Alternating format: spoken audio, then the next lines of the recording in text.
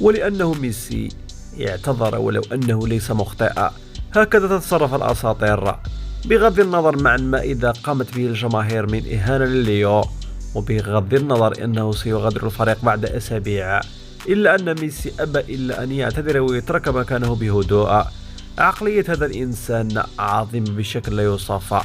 بكل تواضع خرج واعتذر لزملائه والفريق، حيث قال في فيديو نشره عبر حسابه في انستغرام: اعتقدت أننا سنحصل على يوم إجازة بعد المباراة كما كان يحدث دائما. لقد نظمت هذه الرحلة ولم أتمكن من إلغائها. أعتذر لزملائي وأنا في انتظار ما يريد النادي أن يفعله معي. الغريب في الاعتذار هو الفيديو نفسه وطريقة تصويره الذي يبدو فيه ميسي قلق ومرتبك.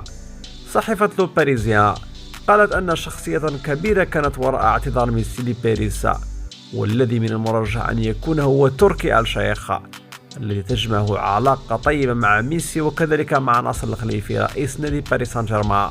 فيما ذهبت آراء أخرى لترجيح فرضية أن إدارة باريس هي التي طلبت منه الاعتذار للجماهير وإلغاء عقوبة الإيقاف من مقابل.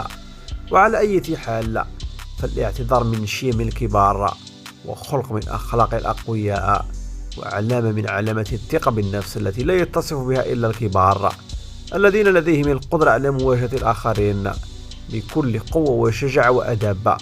والحياة بدون اعتذار ستحمل معاني الندية وستخلق جوا من التوتر والقلق بين الناس، وكذلك أرادها الليو. أسطورة هذا البرغوث حتى في أخلاقها وحتى في اعتذارها.